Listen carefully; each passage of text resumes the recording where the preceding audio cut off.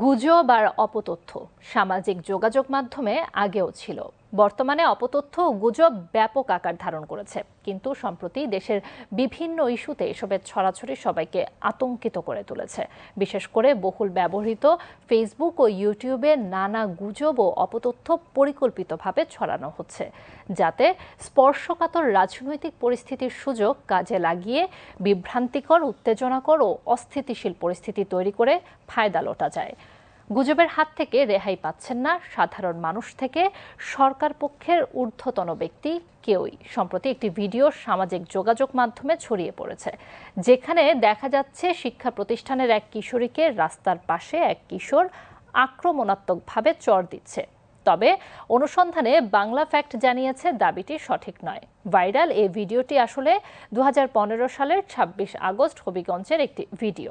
বিস্তারিত রুমানা আক্তারের রিপোর্টে। এক নারী শিক্ষার্থীকে প্রকাশ্যে লাঞ্ছিত করার একটি ভিডিও সম্প্রতি ছড়িয়ে পড়েছে সামাজিক যোগাযোগ মাধ্যমে। ভিডিওটিতে দেখা যায় শিক্ষা প্রতিষ্ঠানের পোশাক পরা এক কিশোরীকে লাঞ্ছিত করা হচ্ছে এবং সেই কিশোরীকে এক তরুণ রাস্তার পাশে আক্রমণাত্মকভাবে চড়-থাপ্পড় দিচ্ছে। তবে অনুসন্ধানী প্রতিষ্ঠান বাংলা ফ্যাক্ট চেক দিচ্ছে ভিন্ন তথ্য।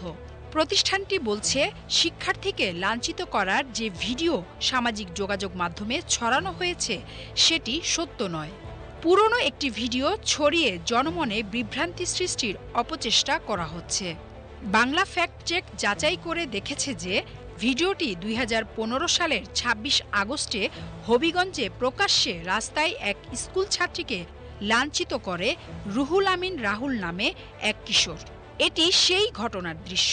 বাংলা ফ্যাক্ট চেকিং প্রতিষ্ঠানগুলো বলছে, 24-এর গণ অভ্যুত্থান পরবর্তী সময়ে দেশ ও প্রবাস থেকে পরিচালিত বিভিন্ন সামাজিক যোগাযোগ মাধ্যমে এবং কিছু ফেসবুক পেজ থেকে বাংলাদেশকে ঘিরে নানা ভুয়া তথ্য ছড়ানোর প্রবণতা বেড়েছে।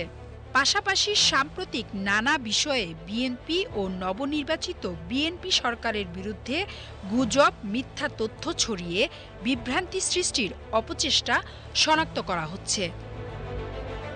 Rumana Akter, BTV news.